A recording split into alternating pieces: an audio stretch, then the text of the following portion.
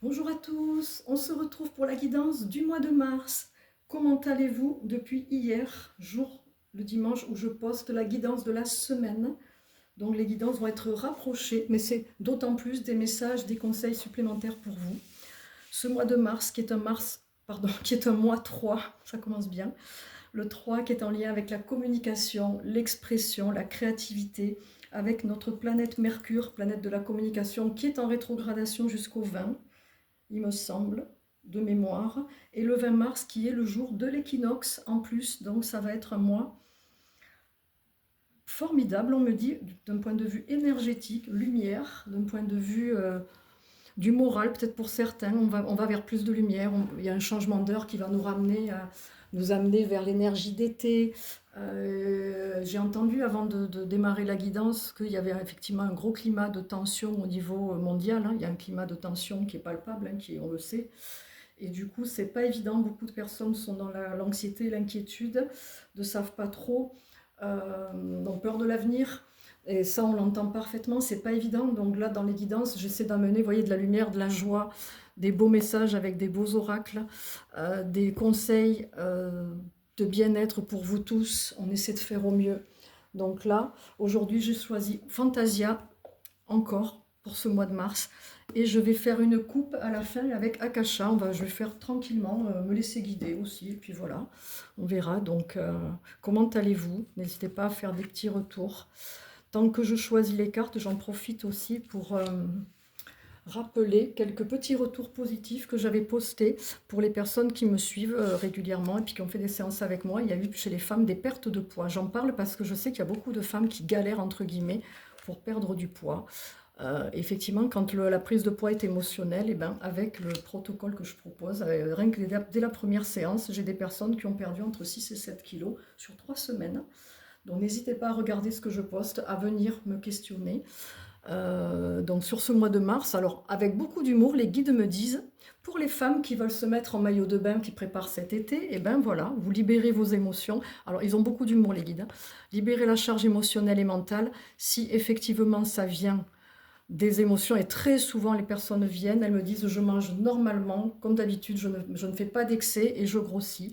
Et c'est très souvent la partie enfant intérieur, ou la partie traumatique, ou les mémoires, c'est un peu tout, c'est les émotions, tout ce qu'on a gardé, les non-dits, qui font des prises de poids. Et pour certains, c'est le contraire, elles maigrissent. Donc le corps, quand on se libère, il revient, entre guillemets, à la normale. Décidément, alors je vais revenir aux cartes là. Donc voilà, c'était la petite parenthèse, j'en ai profité, parce qu'il y a beaucoup de points positifs, des gens qui se libèrent au niveau du stress, les angoisses, le poids. J'en ai même une qui m'a dit, je suis en début de diabète type 2 et c'est en train de se réguler. Ben, tant mieux, ma foi, hein. Ça n'évite pas le médical, bien évidemment. Au contraire, hein, il faut garder vos traitements, mais l'émotionnel, ça a quand même une part énorme. Ça agit énormément sur notre corps, on le sait, hein, quand tout ce qu'on garde de toxique. Alors aujourd'hui, enfin pour ce mois de mars, on nous sort le jardin d'Éden, les fêlures, elle est déjà sortie celle-là, il me semble. L'empreinte du temps, ça fait penser au passé, et seule au monde, elle sort à chaque fois. Donc il y a vraiment un truc avec la solitude pour certains, pour certains c'est toxique, pour qui c'est toxique, et pour certains c'est une nécessité. On me parle de méditation, on me dit que là c'est la période des retraites. J'ai vu il y a beaucoup de personnes de plus en plus qui font des retraites, donc sur ce mois de mars, peut-être des personnes qui ont prévu de faire des retraites de yoga ou autre, ou des retraites méditatives pour se reconnecter à soi, se libérer, pour faire du vide, on me dit à l'intérieur de vous, introspecter. Le 3, c'est la communication et l'expression, mais vous pouvez aussi avoir envie de vous exprimer par le silence et justement faire sortir une expression différente, le chant, la danse. Alors, si je dis silence, c'est pas forcément le chant, mais ça peut être aussi le dessin, ça peut être la photo, tout type de créativité. Ça peut être customiser des meubles, fabriquer des bijoux, mais il y a un besoin de recréer, de se reconnecter, de recréer un épanouissement intérieur, on me dit. Et là, ça me fait penser la carte Le Jardin d'Éden, cette magnifique carte. Quand je vous parle de méditation, ça me renvoie à celle-là, donc Jardin d'Éden, magnifique carte, qui fait penser à la nature, à la reconnexion, aux vacances. Ça fait penser, alors le 19, c'est la quête de paix et d'harmonie. Donc effectivement, c'est une carte qui est beaucoup liée à l'équilibre, à l'harmonie. Donc sur ce mois de mars, qui clôture le premier trimestre 2026, qui va vers le printemps, qui va vers plus de lumière, plus de joie, d'apaisement, on l'espère en tout cas. On prie pour ça. On nous demande de sortir peut-être un peu plus. Peut-être que certains, vous avez du mal à sortir quand c'est l'hiver, et puis maintenant, vous ouvrir un peu plus. On me parle là d'ouverture, on me parle, vous voyez, d'introspection, de reconnexion, de se libérer. Effectivement, les fêlures. Alors les fêlures, ça peut être autant des blessures, des peurs, des blocages que nos brèches, vous voyez, les parties de nous qui sont un peu c'est marrant, enfin marrant, c'est pas marrant, mais j'entends piétiner. Les parts de nous qui ont été piétinées, maltraitées, jugées, les parts de nous qui ont subi, que ce soit dans cette vie, que ce soit nos ancêtres, que ce soit dans les vies antérieures, ces fêlures, elles sont là. Et là, on me dit que cet éclat ici, cette lumière, elle est là elle est là pour mettre en lumière, en fait, à l'intérieur de vous, il faut mettre en lumière ces fêlures. Ça peut être justement en vous reconnectant à vous, voyez, en étant seul au monde. Moi, cette carte, j'aimerais la voir très positive parce qu'elle sort à chaque fois. J'ai besoin de la voir positive, vous voyez, ce besoin de faire le vide. Alors après, comme j'en dis, comme je dis toujours, la solitude, quand elle pèse, ça représente une fêlure. Pourquoi ça pèse? De quoi vous avez besoin? Qu'est-ce qui vous manque? Donc on est peut-être là, vous voyez, dans une dépendance affective ou une blessure d'abandon, où je me sens abandonnée ou rejetée, je n'arrive pas à aller vers les gens, parce qu'on voit une personne, vous voyez, qui est assez solitaire, la tête baissée. Donc la personne ici, elle est, pour moi, c'est la partie saine, elle est rose, elle est jolie, il y a de jolis tatouages dorés. Et là, on a ce visage avec des yeux remplis de vide, de tristesse, un peu effrayé aussi. Et là, c'est la part qui est blessée et qui a peut-être besoin d'aller se purifier dans ce jardin. On a l'empreinte du temps qui vient ici nous donner une info sur le passé ou peut-être nous dire sur ce mois de mars. Alors l'empreinte du temps, ça peut être autant quelque chose de magnifique qu'une fêlure. L'empreinte du temps, c'est dans le passé, qu'est-ce qu'il y a dans ce passé, qu'est-ce qui vous a laissé une trace? Comment il vous a laissé des traces, ce passé? J'essaie de parler français, parce que quand je suis en canalisation, ça arrive que des fois je dis des mots, j'invente des trucs, des mots. On me dit que l'empreinte du temps, elle peut être importante ou pas, c'est-à-dire il ne faut pas y donner du pouvoir. Et c'est marrant, on me montre un visage avec des rides. Un visage de femme ridée, mais de femme ridée qui assume, vous voyez, l'empreinte du temps sur son visage. C'est bizarre, et en même temps je comprends pourquoi on me montre ce flash.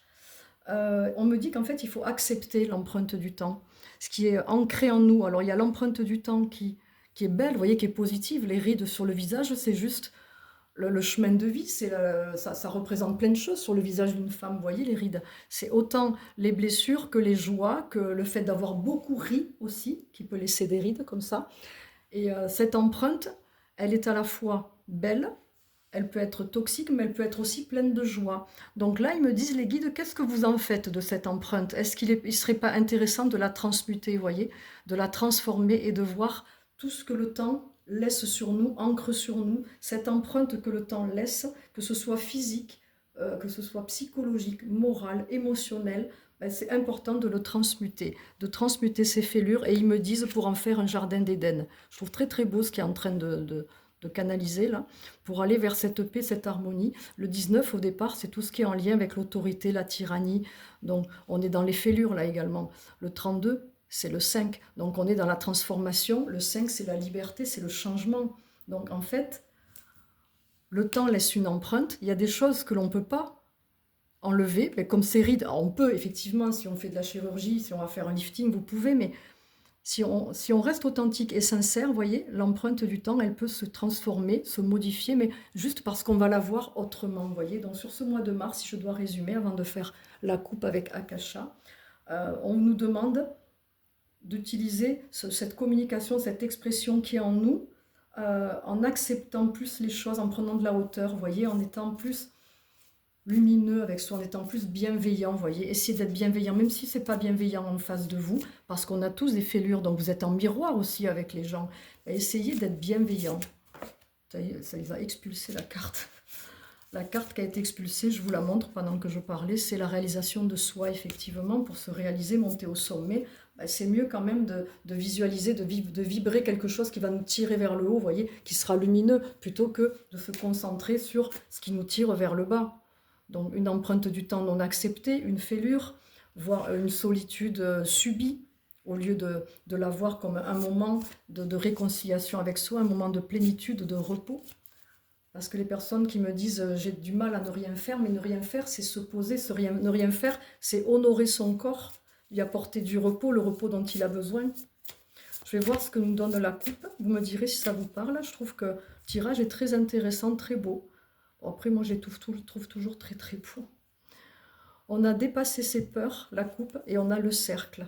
Voilà. Donc dépasser ses peurs, la carte parle d'elle-même. Hein. C'est oser, c'est prendre des risques parfois. Faire le choix du cœur, justement, et non de la peur.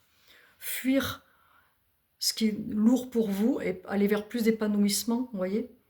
Regardez ce qui vous épanouit et pas ce qui vous fait fuir.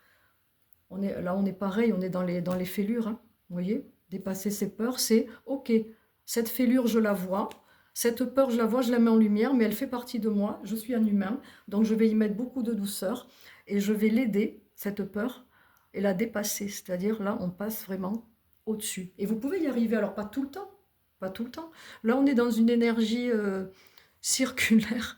Le 44, c'est en lien avec le transgénérationnel, c'est le 8, hein, également, mais le 44, je le connais très bien parce que ça fait partie de mon chemin de vie et c'est les personnes qui viennent libérer les lignées. Donc là, on va dire que il y a peut-être un truc avec la libération des mémoires transgénérationnelles. Il y a une harmonie, un équilibre entre la rose rouge et la rose blanche. On a quelqu'un qui vient de passer à la machine à laver, à l'essorage. Ça peut faire aussi penser à ça.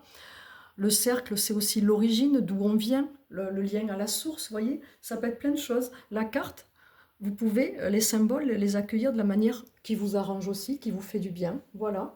Donc sur ce mois de mars, est-ce qu'on me dit autre chose? Bon, on me parle que ça va être, bien évidemment, c'est le fleuri, c'est le fleurissement, le mois de mars, c'est le printemps. Moi, c'est ma saison préférée, j'adore. C'est la période idéale pour s'ouvrir aux autres, pour la nature qui s'ouvre à nous à nouveau. Il y a beaucoup la notion d'ouverture qui ressort et on a le haut de ouverture ici. Vous voyez, je ressens beaucoup ça. Là aussi, on est en ouverture puisqu'on passe à l'action. C'est là maintenant, j'en ai marre, j'avance, un pas après l'autre, mais j'avance. Et le fait de reculer, si mettons il avait tenté et puis qu'il dit non, j'y vais pas, ça n'est pas, la stagnation, ça n'est pas mauvais hein, en soi. Hein. Voilà. C'est vraiment important de l'entendre, ça aussi. Vous avez le droit de stagner. Ça veut dire que c'est pas le moment. Voilà. Je vais vous souhaiter un beau mois de mars. Pleine lune en vierge demain. On a un mois de mars assez riche en énergie aussi. Donc j'ai posté les détails de la pleine lune. Vous le trouvez sur le mur Facebook. Sur Instagram, non, parce que c'était trop long ce que j'ai posté. On est limité sur Instagram, donc je vais vous mettre autre chose. Je vous retrouve très vite. Le petit tirage du mercredi à 3 choix. Prenez soin de vous et à très vite, à bientôt.